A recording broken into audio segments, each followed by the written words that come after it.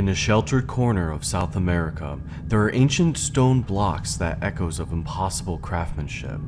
Tool marks etched with such precision, they hint at ancient hands wielding tools far beyond their time. As we see the blocks all perfectly lined up, we wonder how this ancient temple was even conceived to be built like this. This place is known as Sacsayhuaman, set high in the Andes mountains of modern-day Peru, a vast citadel where colossal stones stand locked together, as if guarding something that was once lost throughout time. Let me show you a mark into stone left behind by a tool that no one can explain, a silent signature from hands long vanished. Along the corner of one of the exterior walls, we'll find a strange mark into the stone. It has multiple scoop-like marks that create a silhouette of a snake. Some say it was more than decoration, perhaps a ceremonial channel carved with intent. The Incas wove animals into their sacred designs, and here, etched in stone, engraved the unmistakable form of the serpent. Or was this a shadow of a builder's mark, etched into stone as it was coaxed into place? A fleeting trace of a process long forgotten, or the fingerprint of a tool that should have not existed. Up close, the stone reveals strange niches and craters, as if fragments were blown away, yet along the edges of these scars, the surface gleams, polished by a force of unimaginable heat, cooled in an instant, leaving behind the glassy sheen of vitrification. What we're witnessing are marks, layered in time, blowouts carved after the stone had already been transformed by heat, evidence that more than one tool, more than one hidden process, shaped this relic of the past. What is known is this: heat once touched the stone, leaving behind scars into the stone that defy the timeline of human ingenuity of their tools. But the question lingers in the shadows. What forgotten tool carved its mark into this ancient andesite, and why has its secret vanished into the silence of time? Could this have been an advanced tool designed to heat and soften a stone? A sophisticated instrument of the ancient world, adorned in gold rather than crude simplicity? Or could this have simply been done with a hammer and chisel? The method of how this cut was made into the rock wall is still speculated today due to the vitrified edges around this crack. What really made these markings into this wall during the past? Not far from Sacsayhuaman, there lies an ancient city called Ollantaytambo with walls from the age of monoliths. Over the centuries, many civilizations have conquered this city, diluting the answer of how old this place actually is.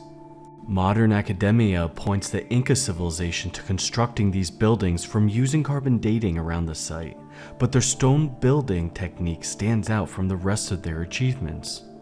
Humankind has always advanced using tools and methods that make the job possible, or perhaps easier.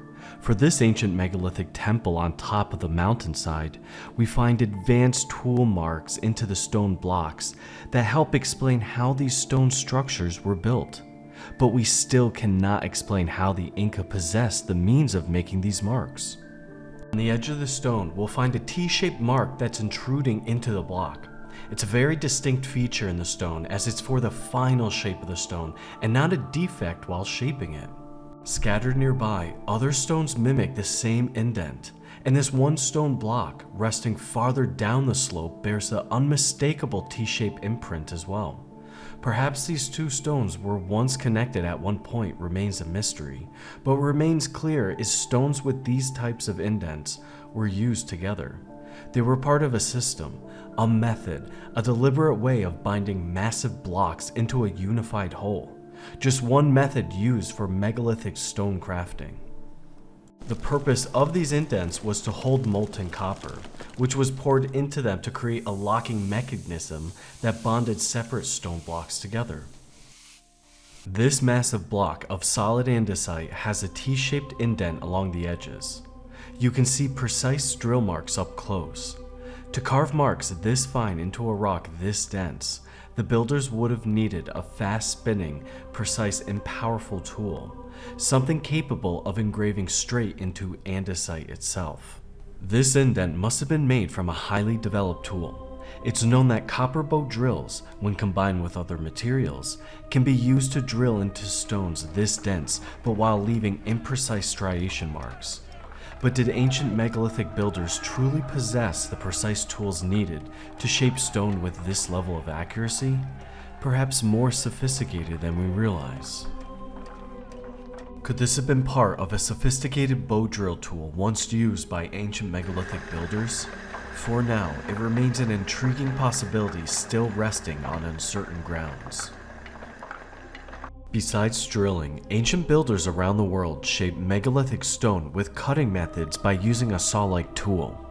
Yet this section, when seen up close, feels almost unbelievable, as if a razor sliced through solid rock like a string through warm butter. It begs the question, were these marks the result of a forgotten technique, a method lost to time and memory? A lot of people say this is a natural formation. You know, rocks can always flake off the side, but I don't believe that. This side does, right here, looks a little natural, of course, but let's look at the other side.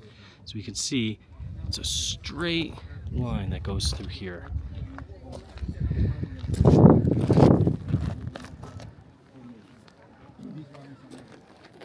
Now, how we know it's the tool or not, if you look carefully right here. This is the tool mark that came, cut this, and ended right here. You can feel there's a little groove right here. It's very, very small, very hard to see. Fingernail can just fit in here. And also the little lip that comes out, you can feel it. What type of tool or method that they used to try to attempt to cut this?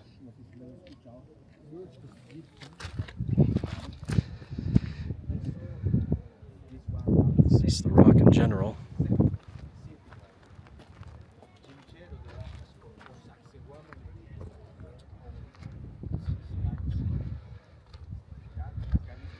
Of course, this side is where another rock was sitting on top.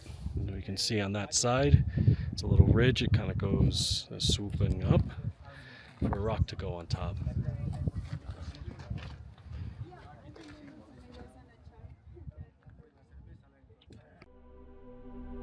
What could have made these intricate and precise engravings into the stone? Could this mark have been made by a sophisticated tool?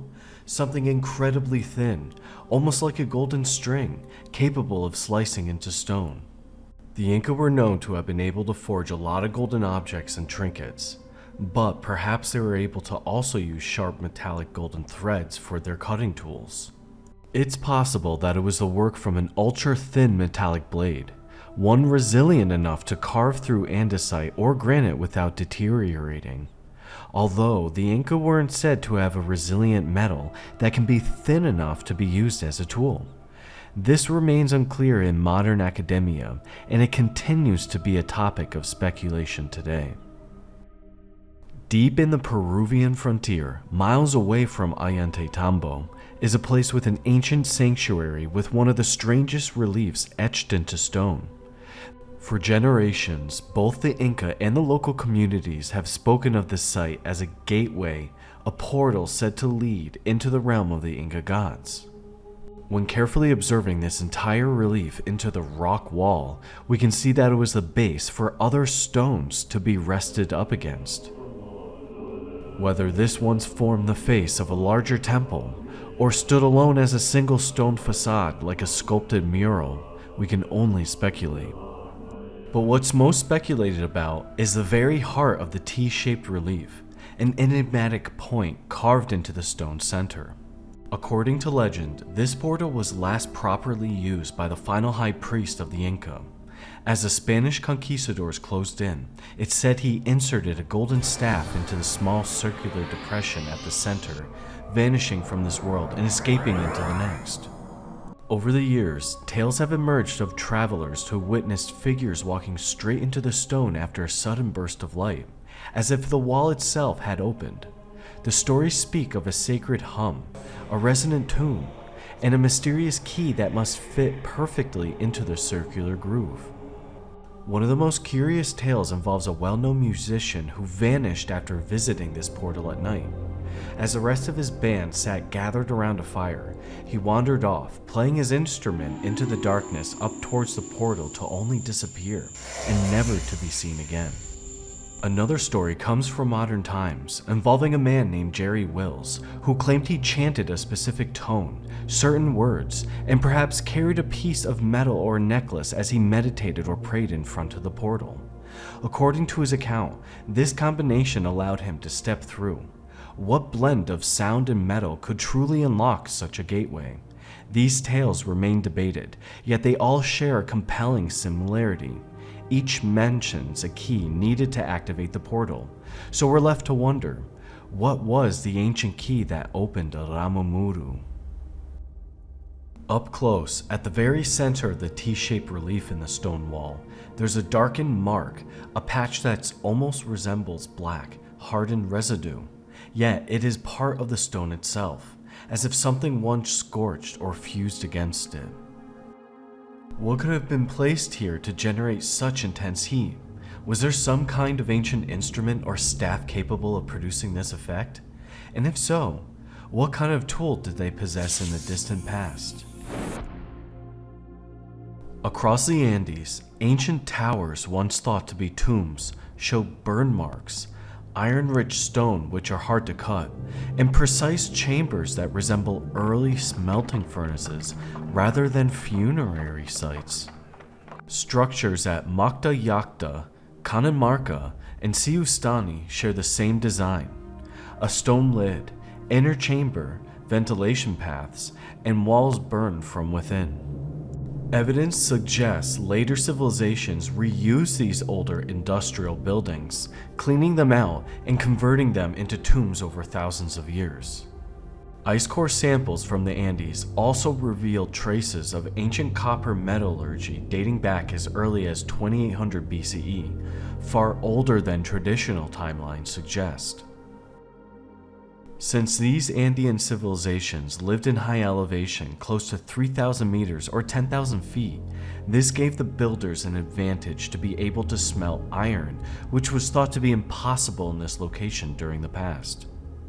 At 10,000 feet, the thin mountain air does have less oxygen, making it harder for a bloomery furnace to burn hot enough. To overcome this, ancient smelters needed strong airflow taller furnaces, extra vents, or powerful bellows to push more air into the heart of the flame. Once the furnace reached the right heat, the chemistry actually became more efficient, with cleaner charcoal burn and better reduction to the ore to metal. Cold mountain climates also help rapidly cool slag and shape the bloom, making some steps of the smelting process easier than at lower elevations. With the right knowledge, smelting iron at high elevation actually became an advantage. All of this reveals that these were likely not tombs, but ancient smelters, remnants of a lost metallurgical technology in the high Andes. And if that's true, then beyond the handheld tools of the megalithic builders, these structures may have been their largest instruments, giant mechanisms forged to create other devices in the ancient past. Legends speak of keys of metal and sound, of people vanishing through stone, of sanctuaries created by tools that created precise stone marks in the ancient world, and scattered across the Andes stand towers long mistaken for cold tombs. Yet their very structure shows that they were built for heat, smelting chambers designed for metallurgical work. If these were the great tools of a lost technology, then the megalithic tools we see etching stone, or for creating other tools, are only fragments of a far larger truth. That an advanced craft once was used in South America, forging methods, and perhaps ancient sophisticated tools now vanished into the shadows of time.